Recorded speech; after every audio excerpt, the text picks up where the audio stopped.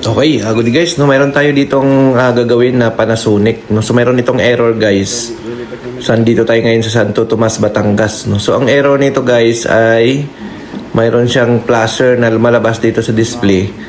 No, ito po ay it's 12. So ayan, antayin natin guys lumabas ayan, no. So it's 12 error ang naging error nito, no. So ang it's 12 error guys, ang usual na naging problema diyan ay yung safety switch or drum sensor.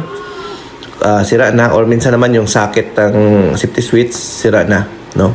So ngayon may nagtatanong kung pwede ba daw i-bypass itong safety switch ng isang Panasonic. So pwede naman siya i-bypass guys, pero kung willing naman kayo na masira yung inyong mga washing machine, kasi nga guys, kapag naka-bypass ang isang safety switch ng Panasonic, ang chances yan guys, pag naludan nyo yan ng mabigat at hindi balance, magkakalampagan yan. So kahit nagkakalampag na siya guys, tutuloy pa rin yung pag-ikot niya. So ang chance dyan guys ay masira ang inyong gearbox, masira yung suspension, yung motor masisira, no, kasi nga umiikot pa rin siya kahit wala siya sa position.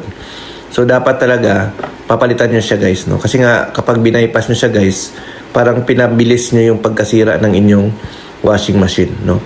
So, pwede naman, no, kung wala talagang option. Pero, i-expect nyo na baka lumaki yung gastos nyo, no, kapag binaypass nyo yung parts na yan. So, ito guys, pinalitan namin, no, kasi nga corroded na siya.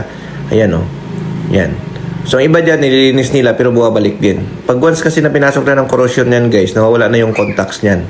So, talagang kailangan yan palitan. So, hindi naman ganun kamahalan yung parts na yan.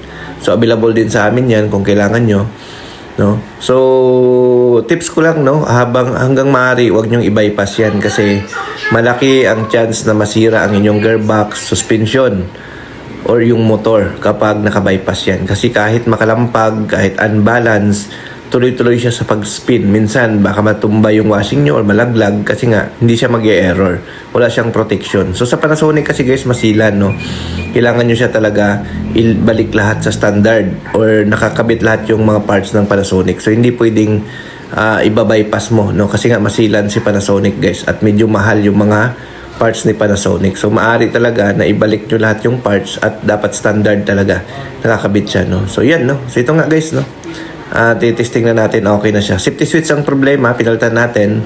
So pag nagpalit kayo guys ng safety switch, kapag kinoroded na yung pinaka-socket, palitan nyo rin yung socket para tumagal, no, kasi nga may time na bago na yung safety switch nyo, nagkakaroon pa rin siya ng H12 kasi nga yung socket naman ay corroded na. So palitan nyo rin guys, no.